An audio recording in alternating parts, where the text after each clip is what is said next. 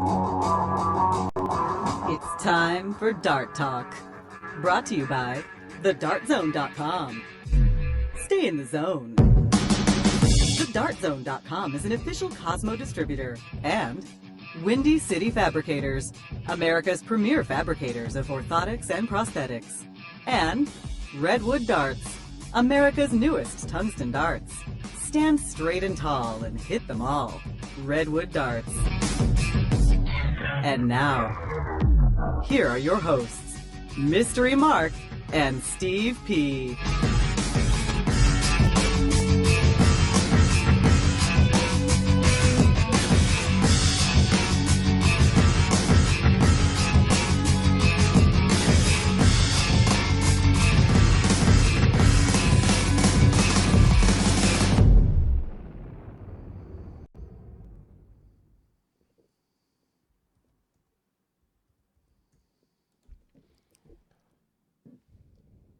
Okay, welcome to Dirt Talk. Welcome. Hi to everybody around the world. Dirt Talk brought to you by the Dart Zone. Stay in the zone. TheDartZone.com is an official Cosmo distributor. You know, it's funny. I'm not really on Facebook anymore. No. I mean, I don't get notifications. If somebody, sends me a private message, I get an alert on that. But, we're driving to the studio today, and you're like, hey, did you hear about Andre Carmen? And I'm like, no, what? And, it's funny how you get reminded of your own mortality sometimes. Yeah. Here's a guy, young, I consider young. Oh, absolutely. All 54? of a sudden, one day, he's gone and leaves behind, grandchildren, a wife, children, nieces, nephews, what have you. It's a disaster. And, you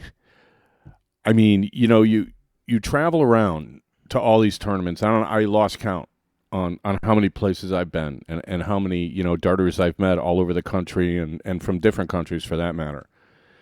And, I'm thinking right before we go on the show, I'm like, what was it about Andre that made you like him right off the bat, even though you don't really know somebody? You get called to a board. I got called to a board at the Vegas Open. It was like in the, I don't know, something like top 16 or something of the cricket. And somebody's like, oh, you're playing this Canadian guy. He's really good. And I'm just walking to the board thinking, well, the Canadians are good. So, what's another one? I end up playing Andre in some marathon cricket match, and it took forever. It must have taken 45 minutes for this match. Really? Yeah, and I had this strategy back then where I was just basically going to point until my arm fell off. And it's different than your strategy now? Well, no, here's the thing. You dart players meet each other, basically, as competitors. Mm-hmm. And some people take the competition into, when you're in line at the bar, trying to get inside your head, stuff like that. And then, you know how people are.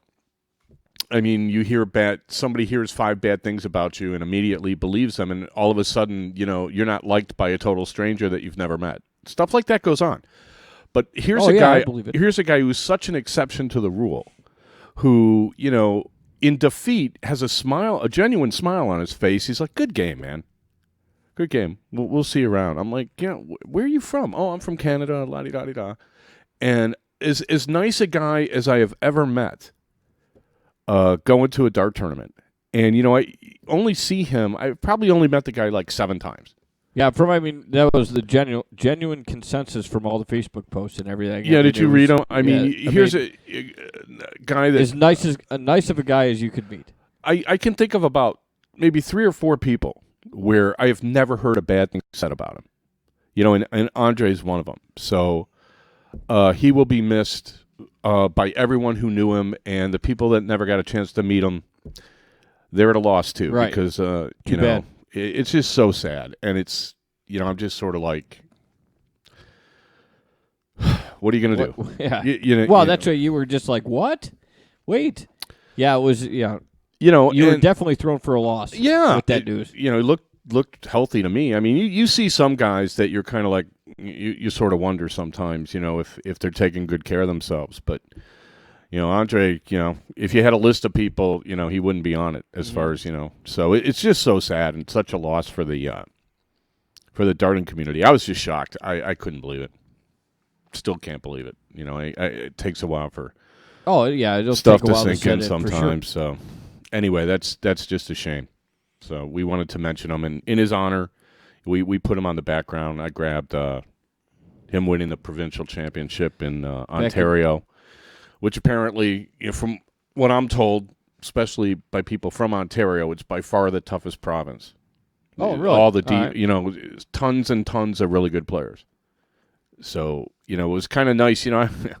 His attitude about the game was stellar too. I asked him, "Hey, are you gonna, try to get to Lakeside and chase BDO points?" And he laughed. He's like, "No, I'm not gonna do that. It's like I get the points for what I show up for, and I go to what I can, and I take what comes, and I go home."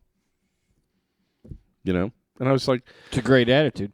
It really is a great attitude, And he was a great player too. So he'll be missed. What are we doing on the show? What else are we doing? That kind of was sort of disclaim everything. Yeah, let's do that. The views, opinions, rants, and rampages expressed on Dart Talk do not necessarily reflect individually or collectively those of our sponsors, co-sponsors, wannabe hosts, hearing-impaired critics, or those with a penchant for attitudinal dysfunction. We at Dart Talk strive to provide you, the listener, with an educational, entertaining, and fun-filled experience each and every week.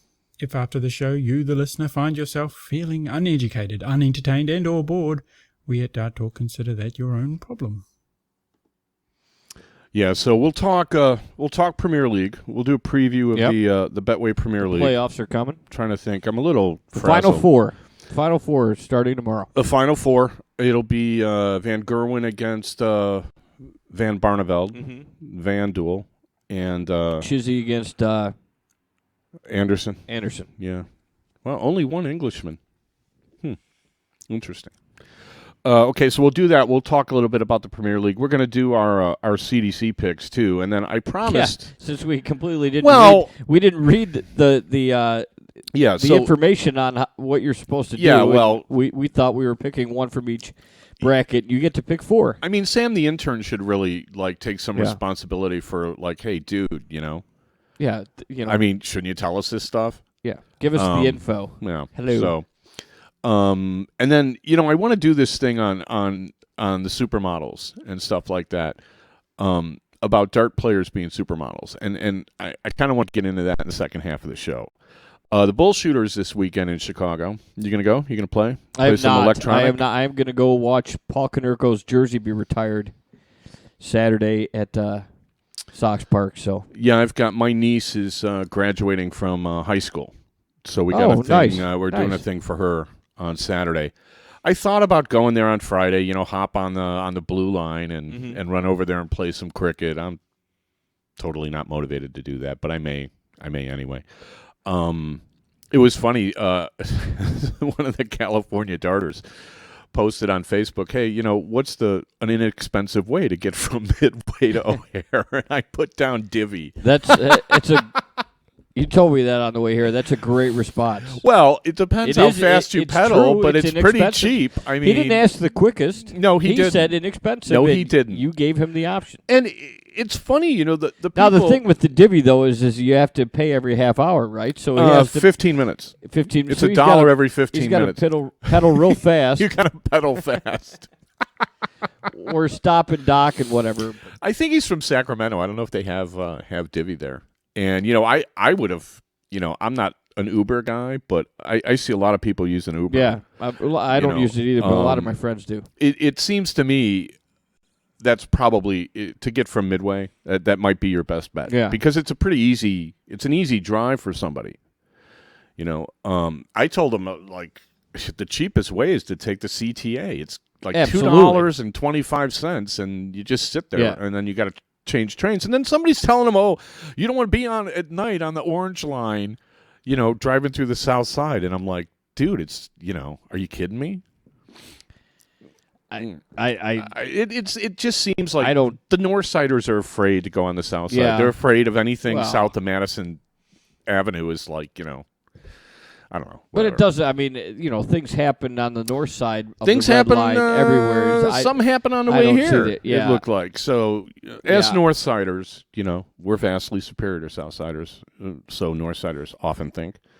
So yeah, if you're flying in the Midway, the cheapest way to get to the Bullshooter is to just take the train, take Yeah. the subway. Absolutely. It's $2.25, and it will literally drop you off where you can walk to the Right. hotel in 5 minutes, or 10 if you walk slow. Yeah, and I mean, Yeah, it's I mean, not, I can't imagine. It's not the blue line, right? You have to, but there. Yeah, you take the blue line to River Road. That's where the No, but do you get the blue line from Midway? No, you got to take the orange line Okay, and transfer but downtown. it's $2.25, and then there's no. Yeah, there's fee no to fee to transfer. transfer. So, yeah. yeah. I mean, just hope the elevator's Yeah. working on the That's platform. Yeah, pretty easy. You guys can text me if you get What's lost. the deal and with I you might wearing a Sox actually- hat today, by the way, pal? In honor of them winning 6 in a row and making it over 500, and the fact that I forgot to wear a hat, so it okay. happened to be in the back And it seat of happened the to be car. in the car. All right. And this is the only Sox hat I like. Right. Can you see that? They're Cubs old. and They're old. Sox- I don't know if the '80s uniforms. Cubs is that and what Sox, it is? 2 6-game winning streaks in the same year. It's hasn't happened in a long time. I don't know. It's to the point now. If you follow something carefully, like I follow, Cubs baseball, I am into the minutia now. I'm looking down to see how people are doing in Double-A and can we do this? I'm like my own little GM now. So I'm literally telling Jill, oh, by the way, Maybe they'll make you manager. but we got a manager. By the way, Caesar's going to be, he'll be gone tomorrow. And they're going to bring up another pitcher. And she's so into it. She's like, because they brought up Schlitter again, and now they sent him back down. I mean, he's been terrible. She's like, well, why didn't they bring up that Germain guy? And I'm like, wow. Last year, she couldn't keep the players straight. Now she's like, hey, so it's pretty cool. As far as the CDC draft goes, do we have We do. we're gonna have to. Where are we on Well, time? we only got 4 minutes, so I don't think we can start this yet because we have to pick. Well, we gotta get it. We gotta 24 players. Well, but we already have 6, right? I mean, we'll take the same guys Well, that yeah. we. Do you remember who they were? I thought you wrote them down. No, you didn't write it was down on our- the list. We were going to submit. You didn't write. Oh, I'll tell you. We took Darren. Right, I remember that. We took, took, Mark Fair. Yeah. So check him off. Nick Lindberg, We took. Nick Lindberg. Okay. I believe so. All right. Did we take Shane Meeks? I think we took. Yeah, Shane we took Meeks. Shane Meeks. Uh, Mitch Payton. We thought he we was took a steal. Mitch in Payton, right? Group And then 5. was it Rick Davis? No. No, we took Tampone. Did we take George? Yeah, we took Tempo. Yeah. All right. Okay, so we got to take some more guys. So No, who's left? We get to take 3 from each group here. So Yeah, so who's left for us to take in Group 1? Larry Butler, John Part, Mawson, Olson, Gates, Sneeve, White, and Hayhurst. Okay, and I am not going to We get 3 of them. all right, I'm not going to send text messages to all these guys saying, are you going to go to all these things? Okay. Yeah, well, it We'll doesn't just go matter blind. now that we get so many people. So. Okay, well, Darren was my pick, so who do you want? I would take. I'll take Sneeve. All right, you want to take Bob? Okay. Yeah. I will take John Part. And I'm gonna. John Part. I think Larry Butler's gonna go a lot of these, so I'm gonna take Larry Butler. I'm pretty sure he'll show up. I'm gonna Yeah. take Larry Butler. Okay, so we have Darren, Larry, John Part, and Bob Sneeve. Bob Sneeve. Okay. Now you got Group Kirchner, 2, who's left? Kirchner, Huffman, Fathom, Dixon, McCool, Sayer. I'm not going to mention the other person because We're not taking him no, anyway. I'm not. And No way. Tim Nickel. Timmy Nickel.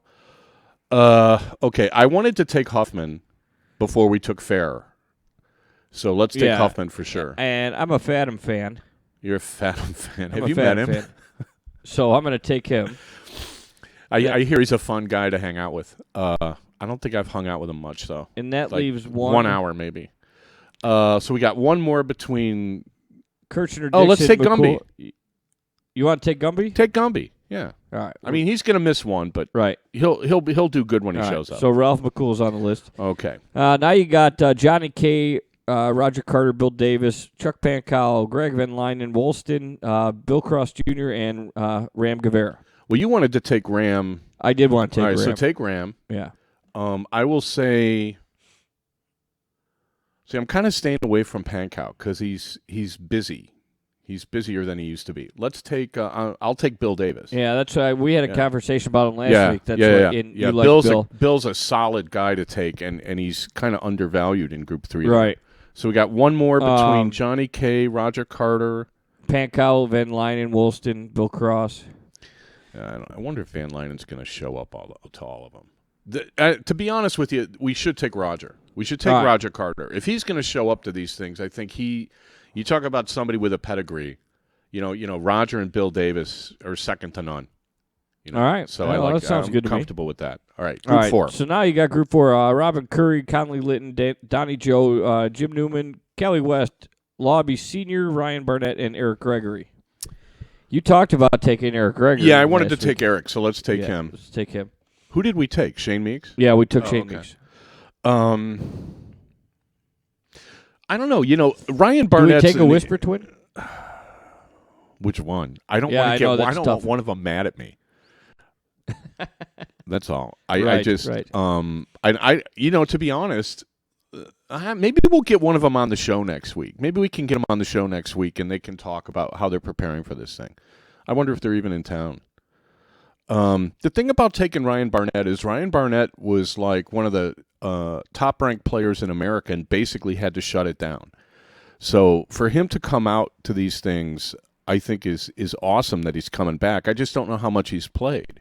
Mm-hmm. But, Group 4, you got a guy from Philly. Conley told me he wasn't playing good. Donnie Joe, I never really, he has his good he has his good days, but not every day's a good day. He's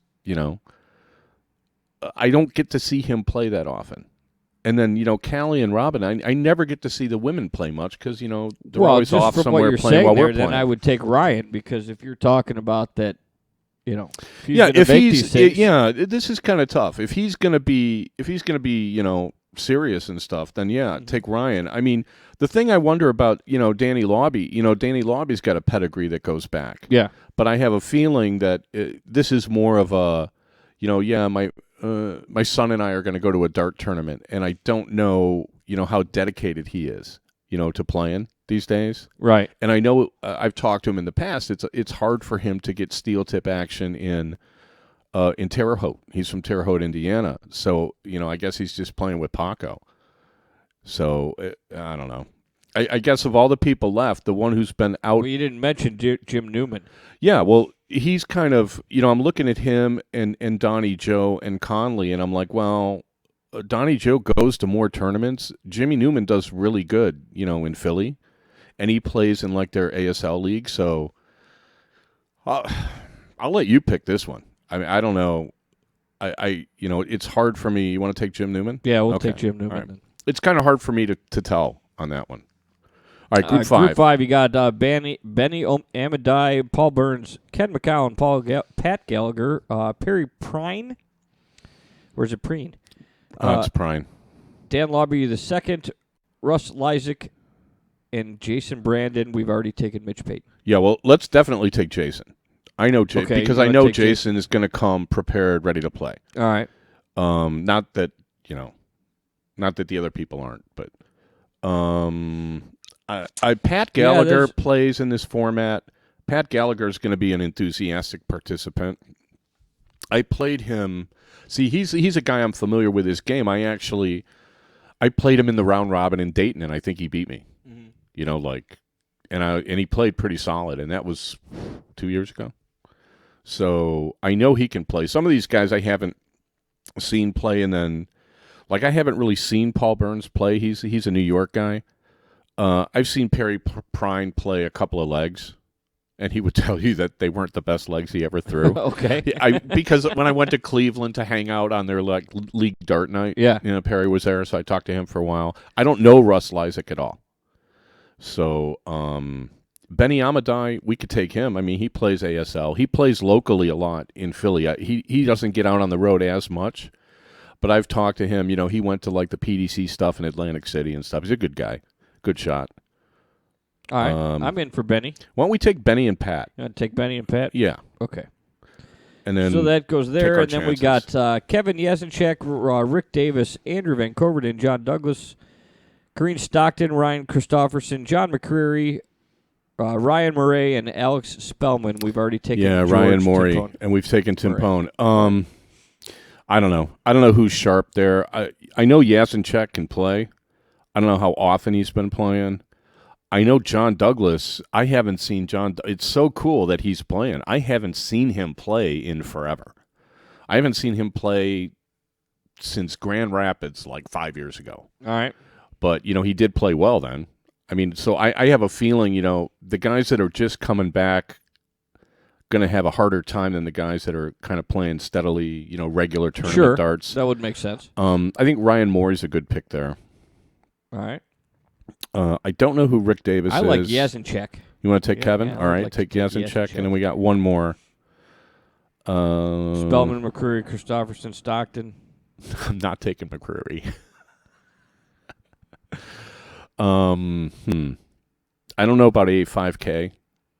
I'm not taking him till he officially changes his nickname. Right, to A5K. right, exactly. So, he's off. He's off our list. I'm trying to remember if I've seen Alex Spellman play. I can't say and that. Your thoughts on Rick Davis were? I don't know him. Oh, that's right. You don't know him. He sounds more like a baseball player. Rick Davis, not with the plate, right? Well, that's because Chris Davis plays for Baltimore. So right. Well, Chili Davis used to play. Chili Davis. There are a lot all right, of Davises. Well, then, Ron Davis we'll used take to Rick play. Davis then. All right, let's take a We've Davis. never heard of the guy. Yeah. Maybe he's going to come he's out of good. nowhere and he's going to throw fantastic. Okay. We're going to come back to talk some Premier League. You're listening to Dart Talk with Mystery Mark, Steve Tillman. We'll be right back.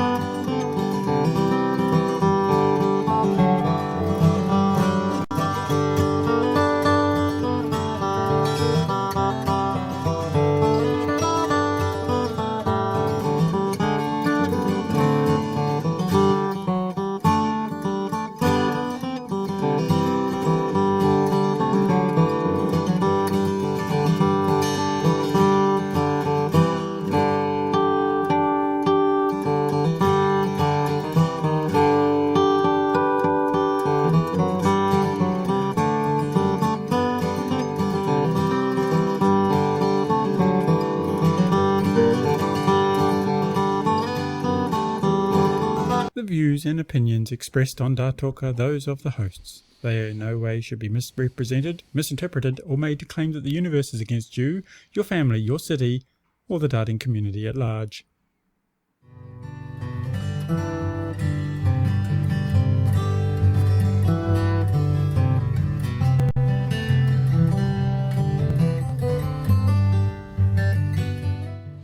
Hey, back for the second quarter of Dart Talk, brought to you by the Dart Zone. Stay in the zone. TheDartZone.com is an official Cosmo distributor. Also, many thanks, Windy City Fabricators, Redwood Darts, Sam the intern, Melissa, Aaron, everybody who helps, and, of course, all the listeners out there. Thanks for listening. Just a reminder and an apology. I should say this. I did not get the audio up on iTunes after the show last week. Right, we had a little computer glitch problem. Yeah, little brain senior moment for Steve.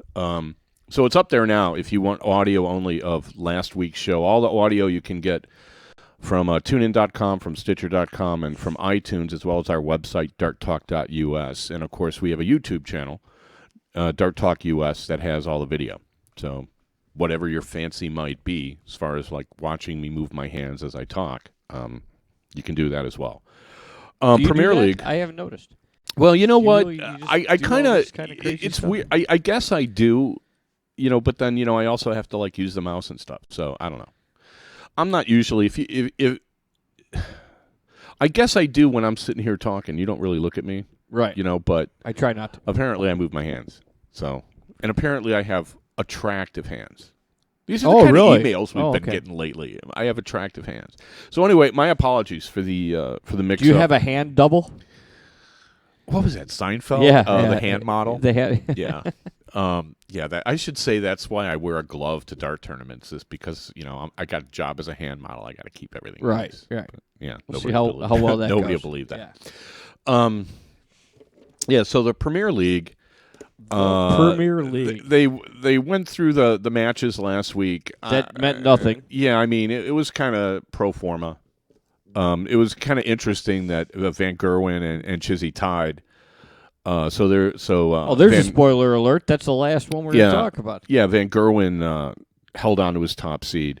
Yeah. So what were the matches? What was the first one last week? The first one was Taylor against Wade. Taylor had no problem with it. it. It was a meaningless match. And guess what? He took out 70% of his doubles. Yeah. Well, okay.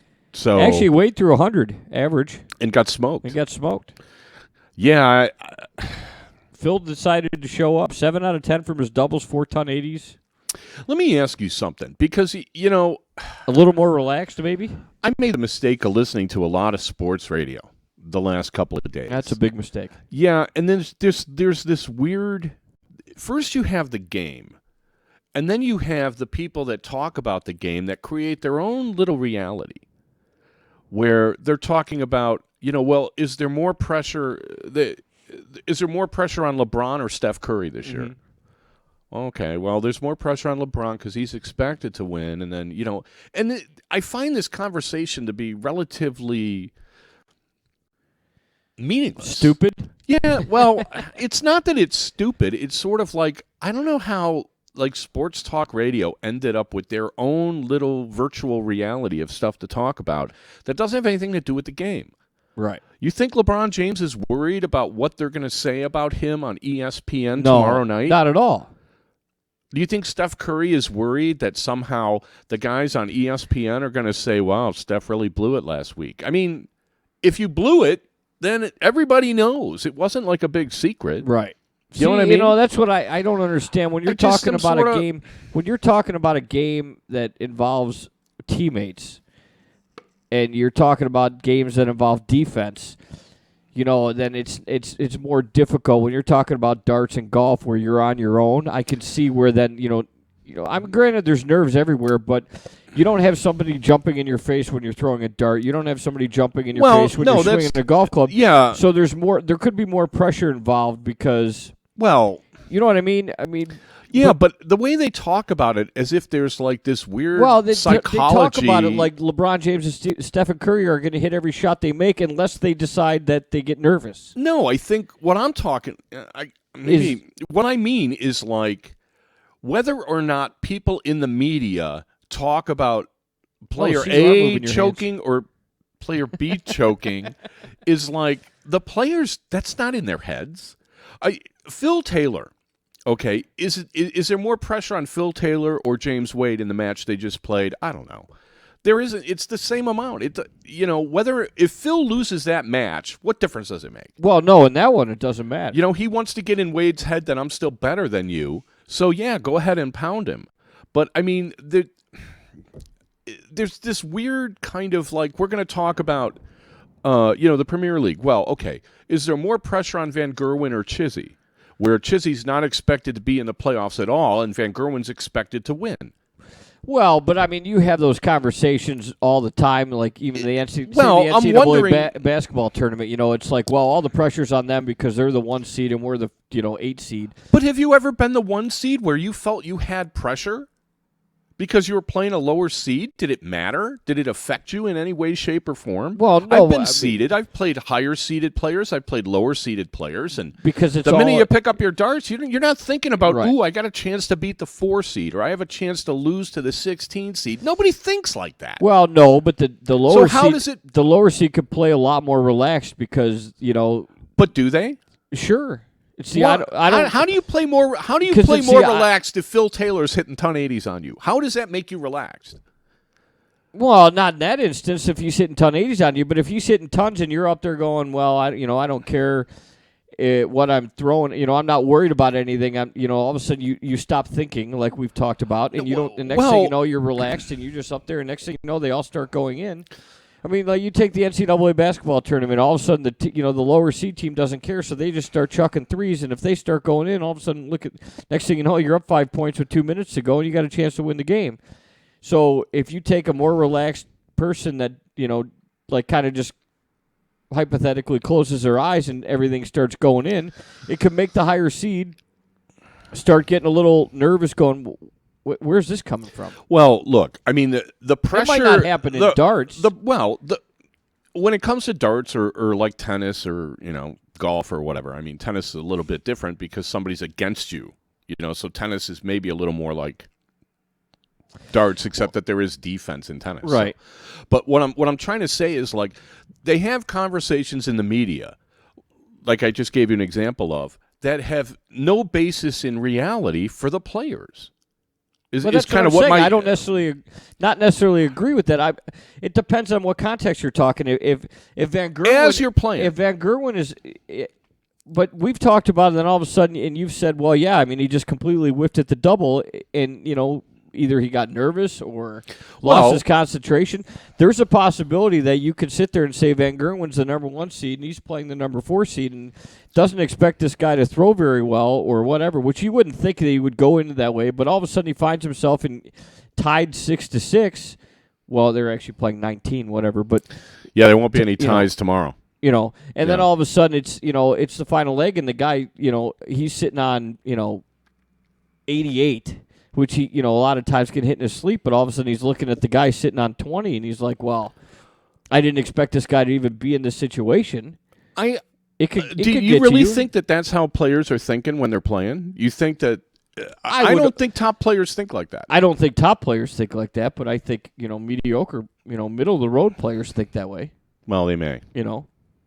Are you speaking for all mediocre dart players? I'm in that realm. Okay. All right. So anyway, Wade got killed. Yeah. Phil, no pressure. Right. Maxed out his doubles. What'd you say? 70%? 70%, throws 108. Where's that been all year? Right. All right. See, that could be an example right there. Okay, but see, the pressure isn't coming from the media or, Phil's worried about his media reputation. No, but the media is just talking about the pressure, not the media putting the pressure on them. But the pressure they're talking about doesn't exist. They've created it. And they create their own pressure, and then they talk about the pressure that they created that isn't on the players because it doesn't exist. It exists as a media conversation. That's kind of what my point was. All right. So, well, these are okay. Anyway, then Van Barneveld beats Bunting 7-4. Which is absolutely zero surprise there. Yeah, what did Bunting average? They both he averaged 100. Wow. Okay. Van Barneveld 101, 50%. He lost on the doubles. Yeah, well, but see, that's what Van Barneveld has been doing all season. He's throwing well enough to win. Actually, that's probably his high for the year from what 101. I thought he had one. He's been winning at 95, 98. Yeah. Okay. I didn't track the averages. I seem to recall him having something around 103, maybe a month ago. I don't remember which match it was, but so that's no big surprise. So Stephen Bunting, we'll see how well he plays the rest of the year. The only thing about Bunting I worry about is, now that he's been in the PDC now for over a year, he's had his ups, he's had his downs. He started out well. He's kind of like Javi Baez. I mean, he started out really good, and then he's progressively gotten worse and worse and worse. Where Javi's now back in the minors, right, and they're waiting for him to get his game back together. So we'll see how Bunting does with the standard events. Obviously, the Premier League's a whole different animal. So we wish him luck, of course, but it'll be interesting to see how he goes. What was next? Then you got Gary Anderson beating Adrian Lewis 7-3. Anything notable there? Threw very good, 94-97. Nothing too exciting. Anderson seems to be kind of found a lull in his game at exactly the wrong time. Which, if it matters, we should go back to. So we both picked Taylor. We both picked RVB. You actually took the draw on this one. Yeah. I took Anderson. Nice call.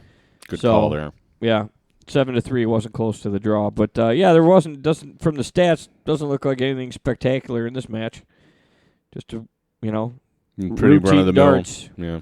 And then your last match was the Van Gerwen Chisnell, which actually had all the implications. That was really the match that was going to kind of determine everything. Yeah, and it would determine the first and second seeds and who played who. And Van Gerwen could escape with the draw, which you've already. Spoiler alerted that he did. Well, yeah, a draw gave Van Gerwen the 1 seed. He had the 1 point lead, and he did. And it was 5-6. Oh, it was 5-5, and then Van Gerwen won 5-6. So he was locked in after that. And then Chizzy got the last leg, which didn't matter. Oh no, I'm sorry. Chizzy was up 5. Chizzy takes out a 161 to go up 5-6. In the game, and he was up 5-6, and so then Van Gerwen comes out and ties it up. So actually, Chizzy had a shot at the number 1 seed with one leg remaining. Did he have a shot at a double in the last leg? Fourth 1A of the game can only.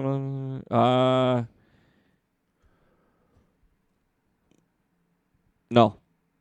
Van Gerwen took out 108 for a 111 average. Yeah. Wow. And Chizzy throws 106.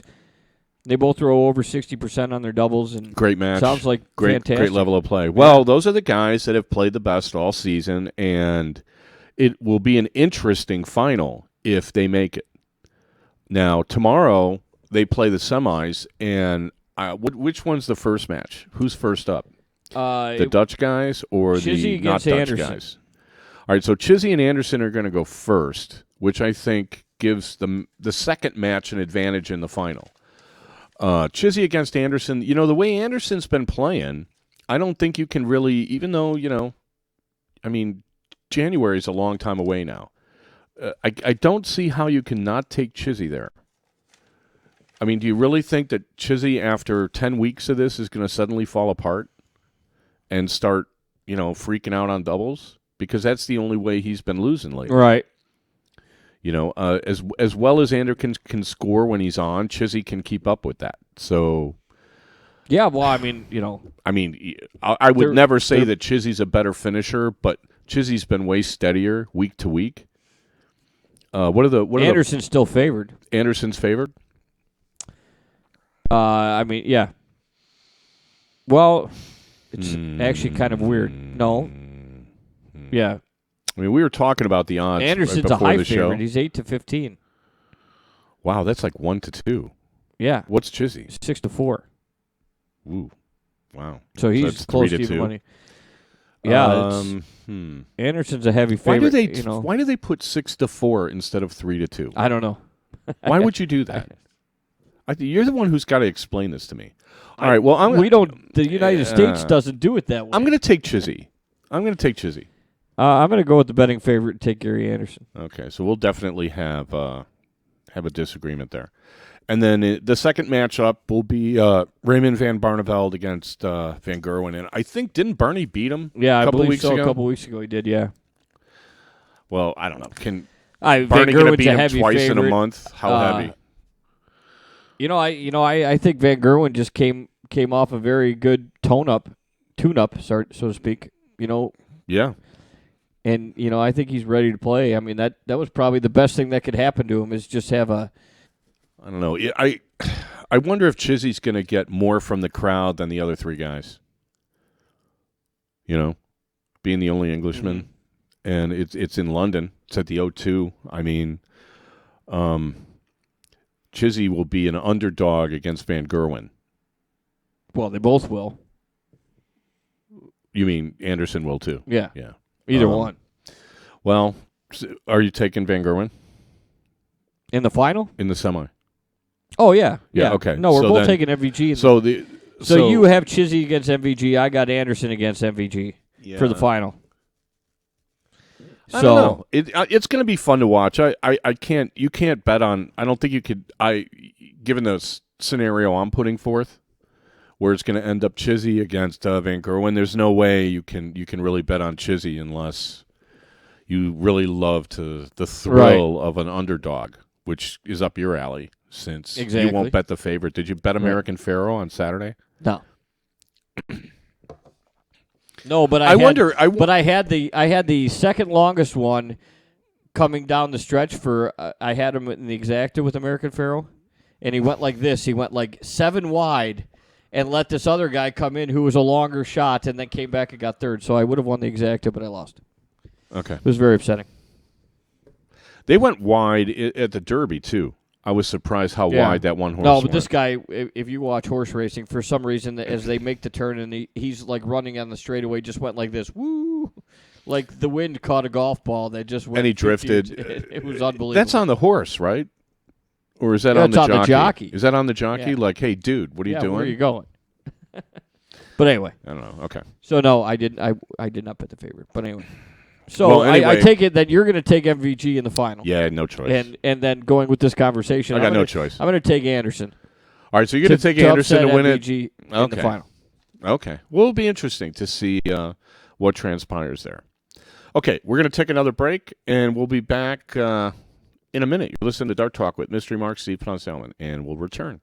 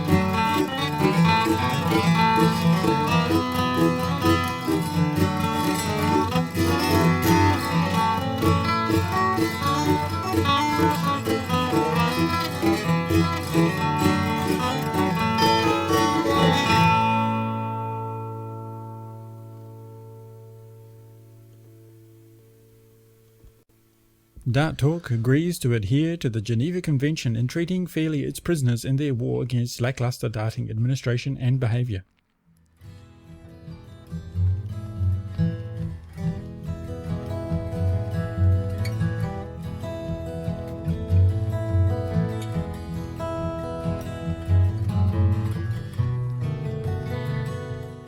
Okay, back for the second half of Dart Talk, brought to you by the Dart Zone. Stay in the zone. TheDartZone.com is an official Cosmo distributor.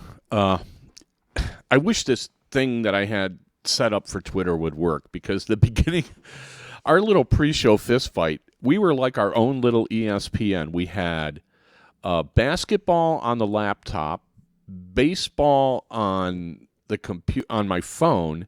We had hockey on the tablet, and then we could have put another thing on the computer if I wasn't actually busy, getting ready for the show. Right.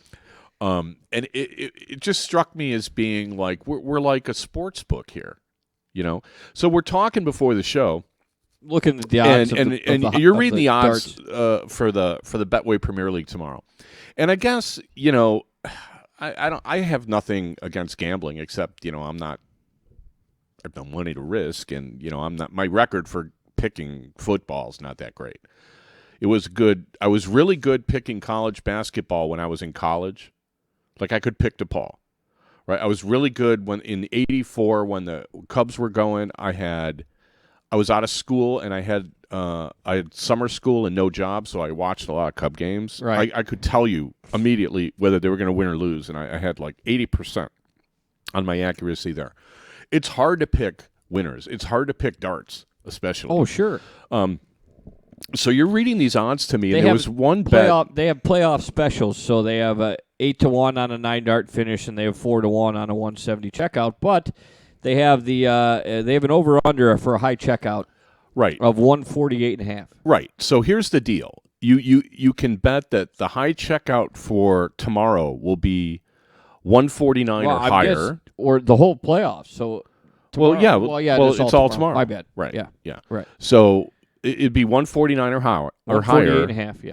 Well, right. It'll be either 148 or lower, or 149 or higher, and it's the same price for either one. And Correct. I told you, the way I looked at it is, well, you almost have to take the 148 or lower because you will have something there for sure, because somebody has to hit a finish. Yes.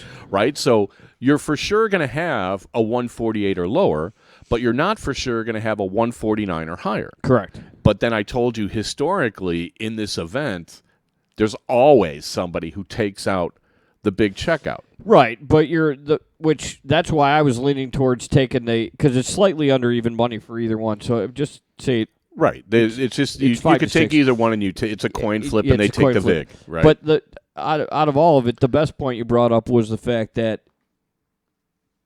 it's a higher level of darts now. So since it's a higher level of darts, their chances of throwing ton 40, and they're at 121 after 9 darts. Yeah, the chances of them having the 149 or above aren't as great as in the years past. That is how I look at it. I look at it like the number of chances people have to take out those outs are far less than they used to be because guys are scoring higher. So it seems to me that you should get a better price for taking the high out because there's less people taking a whack at it. Right now, last night, for instance, you said, or last week, you said Chizzy took out a 161 or something like that. Happens. I can't remember a playoff day where no one took out something higher, or that there's something 160 or higher every time. I guess to think about it, so then it's not like they're going to have really the option of taking out 150, 151, 2, 3, 4, 5, 6, all the way up to 170, because really you're only leaving yourself on, 170, 167, 164, 161. So now all of a sudden your odds of the amount of outs from 170 to 149. Yeah, there aren't that many. They're not that many. Plus, you also have to factor in the fact that, depending on how things how the matches kind of evolve, I can see a scenario where a guy's on 170 and doesn't take a whack at it, right? Because if the other guy's on 211, why go for the double bull when you can throw a fat 18 or a fat 10 and get 3 at your favorite double for sure, guaranteed. Right. Exactly. I've always told people that, going for the bull, the risk reward doesn't really set up very well for me because a lot of things can go wrong. Mm-hmm. And the one thing that and I've explained this to like all these people and their eyes glaze over, but look, if you look at the percentages of the doubles that you are best at, invariably it's double 20 or it's double 16, and for some people maybe it's double 18. Mm-hmm. If you throw a single bull, you blow by them all. Yep. Okay. And now you're on a 2-dart finish. Well, yeah, you take a 1-dart finish into a 2-dart finish, and you're off your best double. So why would you go for the double bull? It's unless hey, I got a whack at 170 here, I'm going to take it, and they're on 300. Okay, fine. Yeah. But if they're like on 211, and they're going to come up and hit at least a ton or something like these guys are going to do. Taylor was notorious for this. Taylor would never go for it. Right. Unless he had a whack at a 10-darter. You know, he did that. He did that to Kevin Painter once, and Painter was mad. But that would make sense. Thought he was showing off. If the guy was at like 300, I could see taking the whack at it. If the Yeah. guy's at like 210, where all of a sudden he really is in a good spot for a 6-dart out, yeah, why would you risk leaving yourself, it's a math 25? thing. If your doubles percentage is better than 33%, and you leave yourself 3 at a double. Yeah, exactly. You know, that's what I You used had to a good tell chance of Jill. winning. I used to tell Jill this all the time when we were like, going to a lot of tournaments and we're playing like mixed together. I'm like, all I want is 3 at a double. All I want is 3 at a double. Because I'm confident enough and the statistics when I was playing a lot showed that my doubles average was well above 33%. And if you gave me 3 at a double, 9 times out of 10, I'd take it out. Right. So I want my 3 at a double. Now, double bull, okay. It's not like you've never hit one, but at the same time, there's reasons to do it and reasons not to do it. So you're looking at you're on stage tomorrow. Gary Anderson and Van Gerwen are the kind of guys that want to do like kind of showboat shots where they would go for the 170 just to, see the crowd react and stuff like that. But Van Barneveld is savvy. Mm-hmm. And Van Barneveld is probably the kind of guy that would be like, the crowd may like it, but I want 3 at 32, right, and throw off of it. So Chizzy, I don't know about Chizzy. Chizzy likes tops, but he's, he's British, so he loves bullseyes too. So you got, I would say at least one guy whose propensity may be under a certain situation not to even go for that finish. So I just found that a fascinating bet. Yeah, no, that you could make. Right. Right. I don't know. I guess I would agree with you though. After it's all said and done, the higher percentage is for the under. Is the chances. Yeah, that's a much safer bet than betting on the high one. When you get the exact same odds too, especially. Yeah, well, you're going to get the same odds, but as much as mathematically I've talked myself into taking the bottom one, if you go through the Premier League, man, somebody's always banging out a 167, sure. A 156. Van Barneveld on 156 because he loves double 18. I could see him taking that out. Mm-hmm. I could see the 152 going down. I could see 167 going down. 160 for all these guys is probably anything where you can go double 20 or I'm sorry, trip 20, trip 20, double. Whatever, those are all they're all doable. Those are all eminently doable. And they know it when they're stepping up to the line. And they're lengthening the format and there's so that's it's a race true. To 19. It's a race to 9. Is it 19? Well, yeah, 19. Yeah, so it's a race to 10. It's a race to 10 in the semi? And then it's a race to 11 in the final. Okay. I thought that's what it said. 19 and 21 laps. 19 and 21. Well, 21 is a race to 11. Yeah. Right. 19 is a race to 10. Yeah. So which gives you that many. That's another got way a few to think more of it. legs to take a whack at. Right. And as opposed to what? The race to 7. Yeah.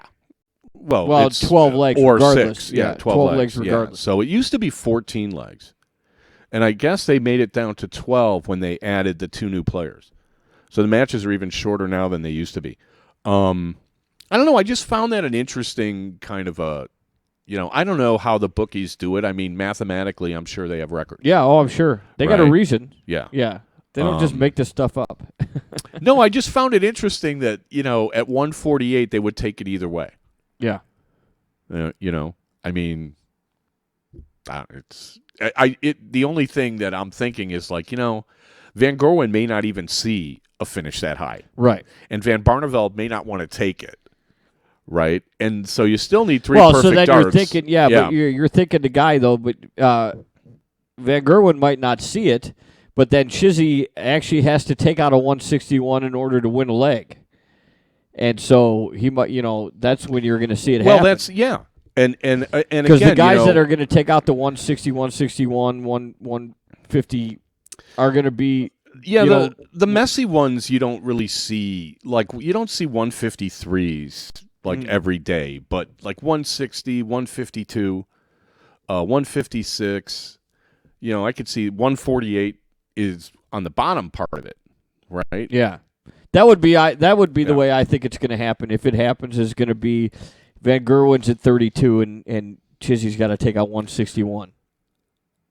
In the final. Something like that. Yeah. Right. Okay. Well, that was kind of interesting. Yeah. Where are we on time? Oh, we're way over. Way over. For the next break. Really? Oh, yeah. Are we up to an hour? No, not quite. Okay. All right, well, then we're going to take our we're last... due for another break. If you didn't get that, we're due for another break. You could have broke in at any time. Okay, we need an engineer. We were due for a break 3 minutes into this segment, so it didn't matter. All right, we'll be back in a minute. You're listening to Dart Talk with Mystery Mark, Steve Ponciano.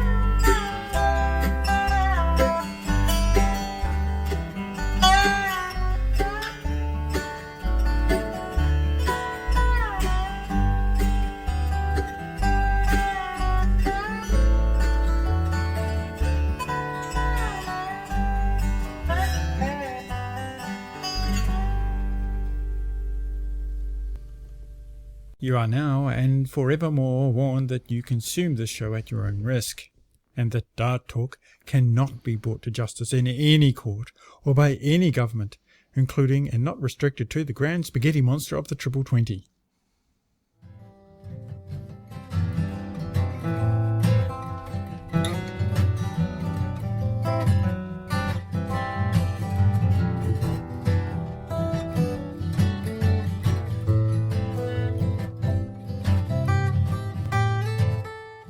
Hey, back for the fourth quarter of Dart Talk, brought to you by the Dart Zone. Stay in the zone. TheDartZone.com is an official Cosmo distributor. Also, many thanks to our listeners and our sponsors. We appreciate it. Speaking of sponsors, any reason our sponsor's not watching the show?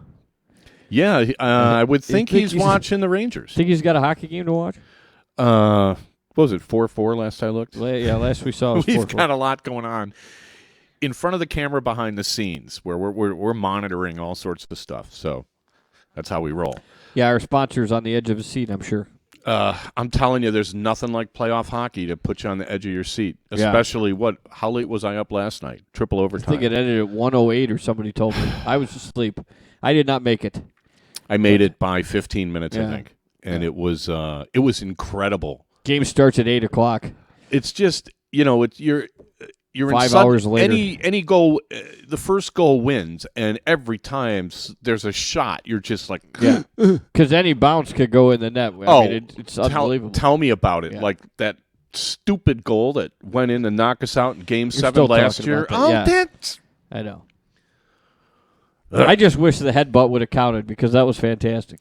Well, I was thinking about it, too. I was like, because, like I said, I was listening to sports talk radio, and I was thinking, because you can't hit it with your stick when it's, above the crossbar. And I'm like, well, if it's above the crossbar, they should let people headbutt it. Right. But then you're going to get these knucklehead dudes who fly through the air trying to headbutt it. But you can kick it in with your skate, but you can't No, headbutt you can't kick it in. Well, you can hit it in with your skate. Yeah. No, you can't. No, you cannot. If you're outside on purpose. You cannot on purpose put the puck in the net with anything but your stick. But you could headbutt it into somebody and have it go off of him. Yeah. So that's still a good play because what happens if it hit the goalie in the back and then rolls in? It's a goal. Yeah. I mean, I've never seen it before. No, but the funny thing was the announcers thought it was allowed. Yeah. And I'm like, I'm pretty sure you can't do that. It was cool, though. Oh, even he said, he goes, I tried to sell it as best I could. He was like, what the heck? There's nothing to sell. Yeah. Well, no, not with video replay. Yeah, there's nothing to sell. But it's still a good play because, like you said, what happens if it lands short and hits somebody's stick? Then it's a goal. I mean, I don't know. Hockey's just playoff hockey. Watching playoff hockey on a team you like, there's really nothing quite like it. Yeah, I couldn't watch the Bulls. The Bulls just, the way they play, they're unwatchable. There's no art to it. It's just mucky muck. There's a difference between the NBA and the NHL to me. Yeah, skates. Well, no, just the overall excitement of the game. Basketball could get just so boring at times. The triple overtime wore out the fans as much as the players. Right. I'm thinking. Well, and that's the thing. I mean, you get overtime in other sports. It's not like overtime in hockey. It's just not. Baseball, basketball, football, it's nothing. Hockey could go on and on and on and on and on. The other ones, I mean, baseball can, but really it's not. Yeah, well, it's not the same. Yeah, the reason we got into this is because, like, before the show, I was telling you that the one thing I wanted the PDC to do was to stop with the, best of 19 and just go, you have to win by 2. You have to win by a break or throw. And they don't do it every tournament. And now the World Championships, they cut off the final set. If it's 5-5, they do a sudden death leg. I think, especially after, watching last night, I think they should go to infinity. I think they should be in there like you have to win by 2. You have to win by a break. We're not gonna decide the World Championship by a diddle. Right? I agree with that. It was so funny. Remember I was telling you about this Game of Arms thing they had? It was like this little and it was on arm wrestlers, and I said, we could do this with darts very easily. But they had like the 2 heavyweight guys in the final would go, you had to win by 2, and it was like one with the left arm, one with the right arm, and the one guy's right-handed and the one guy's left-handed, and they literally did like 30 of them. And finally, everybody was like afraid that somebody was going to get hurt, so they decided this has to be a tie. So it ended up being a tie. And I was like, okay, well, what choice do you have? If you're right-handed and I'm left-handed and you can't beat this one and you can't beat that one, flip a coin. Yeah, what else can you do? But in darts, you can win by 2. Mm-hmm. And you're talking, we got knocked out by a lucky goal. Playoff hockey, there's too much luck involved when, the teams are so good. And I mean, literally, if you got 5 guys standing in front of the net, it's a miracle the puck gets through. It's got to go between this guy's arm, over that guy's shoulder, and then between that guy's legs. I mean, it's you just throw it on net and hope it goes in. Well, that's what happens when it's going 100 miles an hour. Yeah, well, it's going to find a way. I'm just amazed at how skilled these guys are now. But that was the whole point to this was, we should do this with darts. Mm-hmm. And you can't – I mean, it's kind of weird. I mean, football's trying to get in a time window for TV, but they can't do it. Basketball's trying to get in a time window for TV, they can't do it. Baseball can't get in there either. So, I mean, no sport can you have a guaranteed end time. Correct. Except right. like rec league softball. Right. Where, sorry, your hour's up. Game's over. Yeah, but it's still, even That's in just that, stupid. still even in that, if it's the bottom half of the inning, it still goes longer than the allotted hours. So it does. Okay, so they not, can't even do that then. They can't even give you a specific end time. I don't know. I just think from a dramatic standpoint, it's more compelling to do it that way.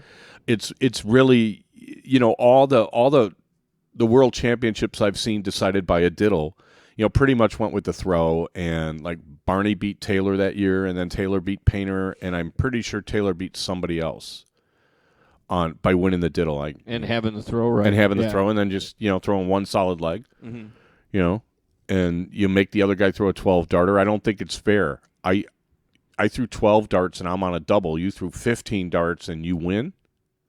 No. Doesn't feel like a loss. I mean, everybody accepts it. No, but win by a break. Yeah, I think is like, that's fine with me. I mean, as far as the CDC goes, for them to have the final where you have to win by a break, I don't see why they wouldn't be able to do that. And a lot of the matches we have aren't that close, but on the Diddle Tour and stuff, most of the matches aren't that close. But in the longer format ones, why not do it that way? Especially, maybe in the final or in the semi in the final. So you have a proven winner. So you have somebody who's absolutely, under no circumstances can you say this guy didn't deserve to win, as opposed to having it determined by a diddle. See, I'm against diddles. Anything in I could totally agree with that. Anything in the chat before we wrap it up? By the way, everybody, I need a roommate for Dayton. Yeah, I posted that and I got no response. Oh, that's all. I'm so popular. No, I mean, it's been very quiet. I refreshed a couple times, and unless something's wrong with my chat, nothing much is going on. You broke it. Okay. Well, we'll be back next week. I'm going to try to get the Whisper Twins on. Oh, next that would week be nice. And see if we could talk to them about their preparation for the CDC. We could preview the CDC next week. We can do Bullshooter results. By the way, if the Bullshooter last year had some online stream of their finals board, so you guys can probably find that at bullshooter.com if you want to watch that. They pretty sure they had it in the bullpen. They had it going all day last year. So you can wave, see your friends. I don't know. Stuff like that. If you want to get on camera, sit on the right side of the bullpen, by the way. If you want to stay away from the camera, sit on the left side if you want to hide. Hope everyone has safe travels this weekend. Yeah. You're good? I'm good. All right. We'll talk to everybody next week. And we'll do the supermodel thing next week, too. Okay? Everybody take care. Bye.